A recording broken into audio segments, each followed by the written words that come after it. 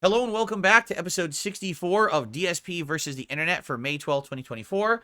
So far, so good. Good variety of clips. We're actually going to finish up the Ultra Member clips in this part, and we're continuing on with a little kind of mini documentary about the big Supermax prison, the toughest prison in America, and I'm learning a lot, and I'm actually enjoying it. So we're going to resume it here in this part.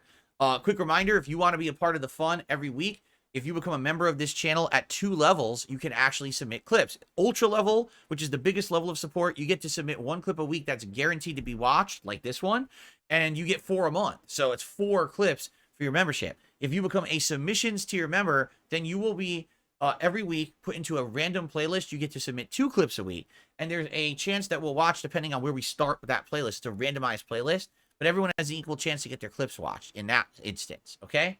All right, let's continue. Here we go. Rogues Gallery. Let's see what kind of people stay in the toughest prison in America. The other 5% of the inmates are permanent residents. Almost all of them have life sentences, meaning they will never leave the Supermax. These inmates are truly the worst criminals the government has in their system, and are kept permanently at Florence because of the danger they pose to other inmates or guards, as an additional punishment for the infamy of their crimes they were convicted of, or because the possibility of them escaping would be very harmful to national security. These prisoners are a who's who of infamous criminals, men whose crimes provoked national and international outrage. One cell block at Florence is known as Bombers Row because of who is housed there. Terry Nichols, convicted of helping build the bomb that Timothy McVeigh used to blow up a federal building in Oklahoma City in 1995, killing 168 people. Ramsey Youssef, convicted of the 1993 World Trade Center bomb that killed 6. Eric Robert Rudolph, a Christian fundamentalist who bombed abortion clinics and gay bars, and was also convicted of detonating a bomb in Centennial Park in Atlanta during the 1996 I remember that. And Ted Kaczynski, known as the Unabomber, who waged a one-man campaign of terror for 17 years. His mail bombs killed 3 and injured 23 others. Other terrorists kept at the Florence Supermax include Al-Qaeda operatives like Zacharias Moussaoui, Richard Reed, the shoe bomber, and Umar Abdul-Muttalab, the underwear bomber. Joe Kartsanev, who along with his brother bombed the finish line of the Boston Marathon in 2013, is currently incarcerated at Florence while awaiting resentencing. If he is resentenced to death for his crimes, he will be moved to the facility at Terre Haute, Indiana, where the federal government's death row is located. Wasn't he? I think he was the one who he literally has never shown any remorse whatsoever for what he's done. Like, he's just 100% committed that he did the right thing, and that's why he's probably in that prison. The category of prisoner here are leaders of organized crime syndicates. For these men, they are kept here to prevent them from continuing to run their criminal enterprises from behind bars, as has been done in the past. Prominence among them is Joaquin Guzman, known as El Chapo, who led Mexico's Sinaloa cartel, one of the country's largest and most violent. Guzman was extradited from Mexico in 2017 and sentenced to life in prison in 2019. You'll find leaders of other criminal gangs in Florence as well, from the Chicago Outfit, the Latin Kings, Aryan Brotherhood, Gangster Disciples, East Coast Bloods, and the Black Stones. The final major category of permanent prisoners at Florence are those convicted of espionage, especially US citizens caught passing information from governments. Chief among these is Robert Hansen, who was an FBI agent who was supposed to be working on counterintelligence, but instead served as a spy for the Soviet Union and the Russian Federation from 1979 to 2001. His information caused several agents working within the Soviet Union to be exposed and executed. He, along with former CIA agent Aldrich Ames, committed what are considered the worst intelligence breaches in US history. Probably many more like him, we just don't hear about them. That's what you got to understand is that kind of shit never makes it public. There's probably tons of people who are those kind of prisoners, and you'll never hear about them. They're just, they're just there forever. Our government is not going to talk about that stuff publicly, Caught on in the years after Florence AdMax opened. State prison systems across America opened supermaxes of their own, either as standalone facilities or as special wings of lower security prisons. The Alcatraz of the Rockies, as the Florence facility became known, seemed to be an unqualified success. But before long, some began to question whether housing prisoners in permanent solitary confinement was humane. Solitary confinement first came to prominence in the United States in the 19th century in prisons in Pennsylvania. The Quakers who ran these prisons believed isolating prisoners was more humane than other punishments like flogging with a whip, common at the time. They also believed that it would give the prisoner time to reflect on his misdeeds and to restore his relationship with God. However, soon after I was just going to say, but I wonder if you give them full isolation, and then you try to let's say it's years of isolation. number one, the mental capacity of the person could break down. And number two, what if now when they reintegrate into society, they've just lost control because they haven't been with society, so they're not used to it anymore. I mean, that could maybe even make the behaviors worse, perhaps. I don't know. Huh. They started implementing it, they started noticing a profound psychological effect on inmates who were in solitary confinement for extended periods. Human beings are inherently social creatures, and when they are isolated from other people for a long time, it can cause their mental health to deteriorate. Inmates have shown increased levels of anxiety and depression, problems with sleeping and nightmares, lower levels of brain function, and in extreme cases, hallucinations, talking to themselves, and self-harm. As early as 1890, the United States Supreme Court found that prisoners in solitary confinement had reduced mental and physical capabilities. Still, throughout the 20th century, prisons used solitary confinement as a punishment within prisons for misbehavior. A series of court challenges have been made against the practice, usually charging that it violates the 8th Amendment to the United States Constitution, which bars the federal government from inflicting cruel and unusual punishment on convicted criminals. There has been, as yet, no definitive Supreme Court ruling on whether solitary confinement is permissible under the Constitution, though certain practices at state prisons have been found to be unnecessarily cruel. The United Nations, meanwhile, has declared that solitary confinement of juveniles and mentally ill prisoners, who are both considered at particular risk, to be inhumane, and to keep anyone in solitary confinement for longer than 15 days is a form of torture that shouldn't be allowed. Nevertheless, the United States prison system, both at the federal and the state level, continues to employ the practice, arguing that it is the only way to ensure that other prisoners and corrections officers are safe from the most violent offenders. There have not been as many specific complaints about the conditions at the Florence Supermax as there have been at other facilities that have Supermax units. This is because Florence is a modern, purpose-built facility and has adequate funding from the federal government to keep the facility updated and properly staffed, as opposed to state-run facilities which can suffer from overcrowding and a lack of proper funding. Florence is also not supposed to house juvenile offenders or prisoners known to be mentally ill, as their harsh, punitive model is not considered appropriate for them. Nonetheless, a class action lawsuit was filed against the Bureau of Prisons in 2011, alleging that up to 100 prisoners were housed there that shouldn't have been because of undiagnosed or poorly diagnosed mental illnesses. Despite the preventative measures in place, 8 inmates have committed suicide at Florence since it opened, and the lawsuits alleged that these were caused by prison officials not being adequately trained to spot and respond to signs of mental illness in prisoners. The two parties eventually came to a settlement agreement in 2016, in which the Bureau agreed to enact better protocols, and over 100 inmates were transferred to other facilities. Still, despite the controversy, there is no sign that the solitary confinement model at the Florence Supermax is going anywhere. Even Human Rights Watch, which argues against solitary confinement on constitutional grounds, stated that after touring the prison, that Florence implements the practice better than anywhere else in the country. As time has gone by, the Federal Bureau of Prisons has cut down on the number of Supermax units within their system, transferring all the so-called hard cases to Florence. After 23 years,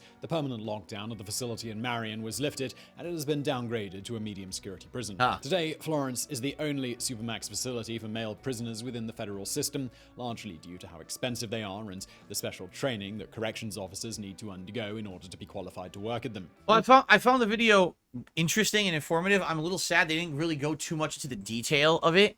Like in the Singapore video that we watched last week, you got to actually see the daily life of the guard and how they interact with the prisoners, and you notice how different it was. Even though those prisoners are living solitary in their cells, every day they were going out and interacting. So I guess the maximum security in Singapore is actually different from maximum security in the United States. This is full on solitary, no interaction with anyone besides the direct guard, probably for food. Everything's automated in the cell, right? Completely different. If you have good behavior, then you're allowed to have that social interaction. But in Singapore, that was almost like mandatory. Like, you must have the interaction. You must try to be rehabilitated by the guards. And you're not really hearing or seeing any of that in the United States. So it sounds like in Singapore, they are for trying to reform the prisoner. Here, this is just punishment. Like, they've given up on you. Like, you already were in jail. You murdered someone else in addition.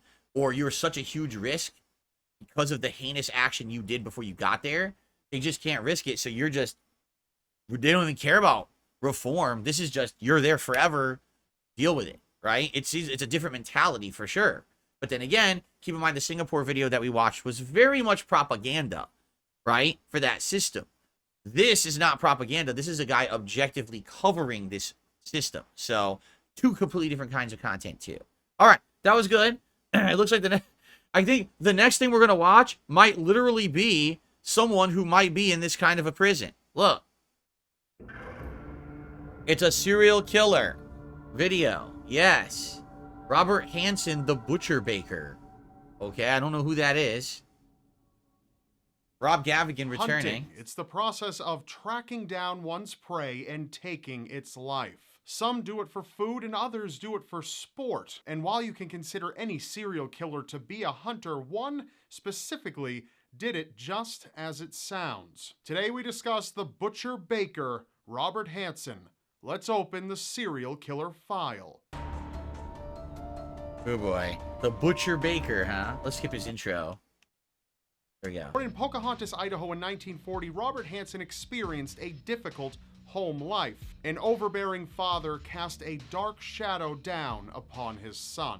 For Robert, attending school as a young boy got him away from his father, sure, but it was more like out of the frying pan and into the fire. Robert suffered from a severe stuttering problem and was inflicted with horrible acne. He later in life described his face as one giant pimple. Ugh. These qualities made Robert a very shy, closed-off individual who would often fall prey to bullies. This continued throughout high school.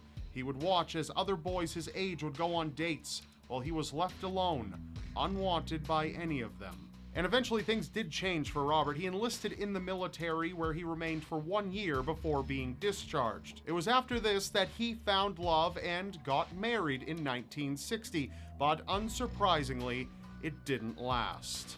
Robert Hansen still felt jaded from his school experience, so he took control the only way he could, by sneaking into his old school's bus garage and igniting it. What? He watched as the entire structure engulfed in flames. He set himself on a path from that point forward, but it's doubtful he knew how far the path would go. That's just, as he watched that's just crazy because, like, you already graduated from school and those people that were there torturing you are not there. Why would you go back to that site and light it on fire? That would be like, you know, when I was in high school, absolutely I was bullied, right? Why would I go back to my high school now and burn it? Like, it has zero effect on anything from when I was in high school. So here he is, like 10 years, 20 years later. Well, this is the 1960s, so he was in his 20s. Yeah, I mean, this is many years later. Why would you go back? The last thing I ever wanted to do was ever go back to my high school for anything. So I guess this just shows his mental state, that, like, he's not even thinking straight with the stuff he's doing. That's just crazy behavior. the garage burn, he unknowingly passed a milestone many serial killers do in their early days. He committed arson. For perhaps the first time in his life, he was in control. The emergency response to the scene was because he willed it, and that can make a person feel very powerful. He paid for his crime by spending nearly 2 years in prison. Oh, they caught him. His wife filed for divorce while he was there. For the next few years, Robert was in and out of jail for petty theft charges, but upon release, he was ready for a new beginning. He managed to get married again in 1963, and by 1967, moved out to Anchorage, Alaska to renew his life and follow in the footsteps of his father. He became a baker. Despite his father often forcing him to work long, hard hours at the family bakery, Robert knew where his talents were best utilized. But baking aside, Robert also felt great comfort in hunting. He was an avid hunter and became well known in the area as a seasoned outdoorsman. He'd often take off in a plane he had purchased and go off hunting, going as far as to even set several local hunting records. Robert's low self-esteem and constant hammering thoughts of inadequacy continued to morph him and evolve his criminal mind. Robert was interested solely in righting what he considered to be injustices in his life.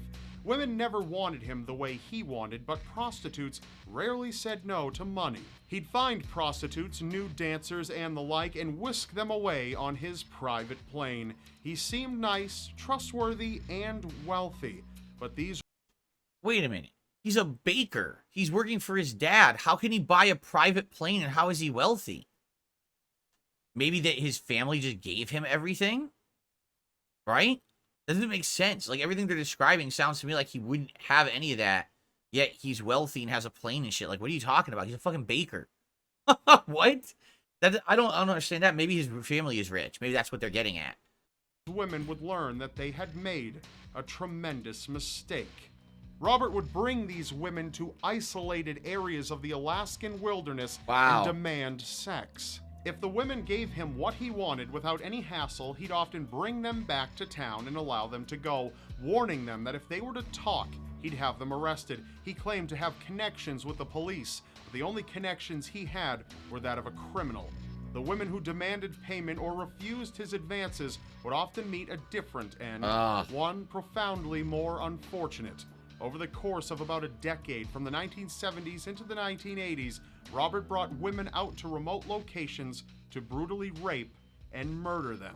By this time, Robert was a family man. He had kept his wife and even had 2 children with her. All of them, quite obviously, had no idea what he was up to exactly. He sent his family away on an extravagant European vacation to get them away for a little while he placed ads in the local singles section of the newspaper. What the hell? One of Robert's favorite tactics was to strip his victims naked and let them run off into the wilderness. He'd give them a head start And then to hunt escape. them. Oh my Once they God. were out of sight, his hunting mindset flipped on. He would take up his favorite knife and his rifle and stalk his prey, hunting them down and SMR Tad says he had a Piper Super Cub plane. It's only about the cost of a cheap sedan. So we're not talking he had a big luxury plane. He had a little plane he would fly these women around in. Shit. killing them each and every time. They were never any match for his skill. His offer for an escape was only a way to prolong their inevitable death. Eventually, though, Robert slipped up. Aside from a number of bodies being stumbled upon over the years with an unknown killer running free, one of Robert's victims managed to escape. He handcuffed her and brought her to his airplane hangar. While his back was turned, she made her escape and made her way to police. Robert was investigated and caught with souvenirs from the victims, along with newspaper clippings and an array of weaponry. Robert came to confess to his crimes and pointed out locations where the undiscovered victims were buried. He confessed to 17 murders, but it is believed he could have been responsible for more. However, he was only convicted for the murders of 4 women. But it didn't matter much. He was sentenced to life imprisonment, plus 461 years. What gets me about it is, again, you know, a lot of these stories, these guys end up having, like, families. Like, how does the family not know that this guy is like this and doing this, right? Or are they just ignoring the signs? Is the wife purposefully saying, well, he's definitely a weirdo, but at least now I got a stable life and a guy that takes care of me and shit like that. You know what I mean? Like, I don't know. That's just, to me, like, how on earth you live with this guy and have kids and not fucking know that he's crazy and he's doing this shit? Right? I don't understand that at all. You would think that you would know. You would know. All right, time for our last video of Ultra members this week. See what this is. I just got this bottle of water through the TSA, and I feel like I'm going to be put on some kind of terror watch list. But thanks to some new technologies, this is actually becoming the new norm, and it's helping make airport security wait times much shorter. Thanks to these things, airport security scanners.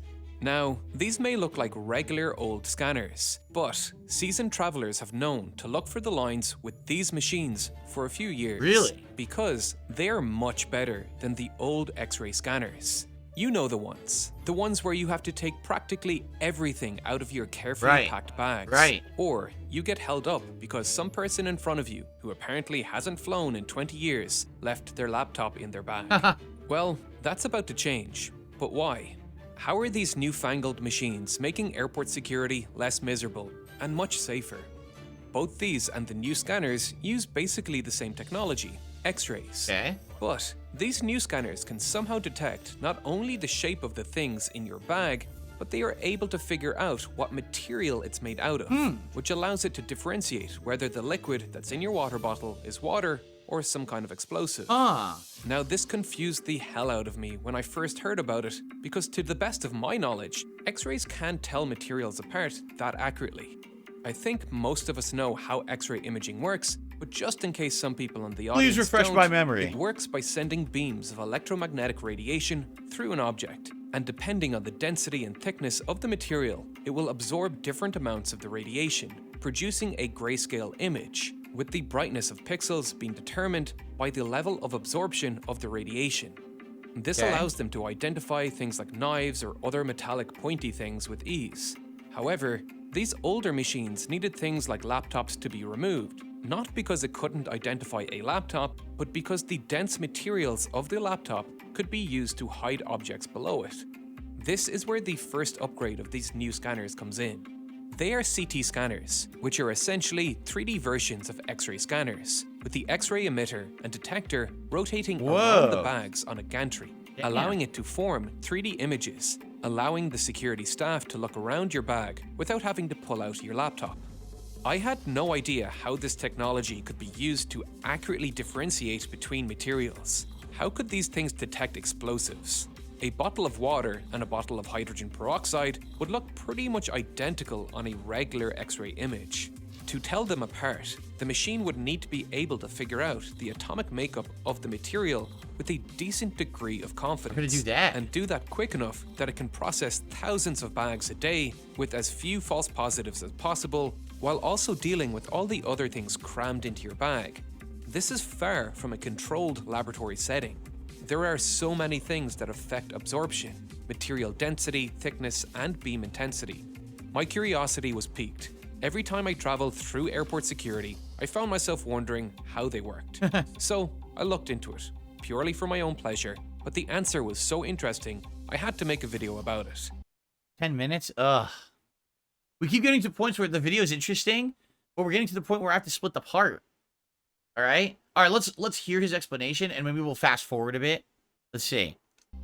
The first key to understanding this technology is understanding how X-rays get absorbed. The primary method is through the photo. All right, I actually don't care about the scientific. I just want to hear what's going on. So let's skip this. Okay, so let's go back to his bottle. At around the same value as water. Is this why we haven't been allowed to bring water through security this whole time? This is why. The error rate is just too high. Water is so close to all of these explosives that it triggers false positives. And false positives really slow things down at airport security. Most of us have been there, having the shame of our bag being automatically pushed to the naughty corner and having to wait for a security agent to rifle through our belongings to look for the bottle of water you forgot was in there. We don't like it, and airport management certainly don't either. It slows everything down and increases staffing costs. It's just easier to ban water and water-based liquids from passing through. So why are we now suddenly allowed to bring water through? What changed? That's an answer I couldn't track down easily, so I got on a call with an engineer from Smith Detection. I've kind of hit a dead end in my research, which is why we reached out to you. I'm not quite sure how it can tell the difference between water and explosives, because in the papers I've seen, water is like 7.42 in their grading, and then like hydrogen peroxide or other like explosives are like 7.3, 7.45, like they're all very bunched together. And that was my assumption, is that water was causing too many false positives, and that's why we haven't been allowed to bring water through airport security scanners. Is my assumptions right there? So that was the start. So the atomic numbers were, the effective Zs were collected together, were grouped together, and if you fell within a certain band, you were classed as organic and given an orange color. And if you were mixed materials and indistinct, then it was green. But if you were high effective Z, then you were given blue. So that was the start of it. The next stage was more than having a single view. You could have more than one view of a bag. You could have a side view, and you could have a top view or a bottom view. That starts to give you more data. That is the journey towards the other metric or the other characteristic we're measuring, which is density. So when you plot density in the Z effective, then you're starting to be able to discriminate materials much better than previously. Okay, my research led me down the correct path, but the piece I was missing was that by taking multiple images of the objects inside the bag, the scanner has effectively built a 3D model of the item, and with that, it knows the volume of the item. Using this, along with the absorption data, the scanner can estimate the density of the material. Oh, okay. Yeah, that makes total sense. So this bottle has a volume that it can hold. This bottle holds 33.8 fluid ounces, okay?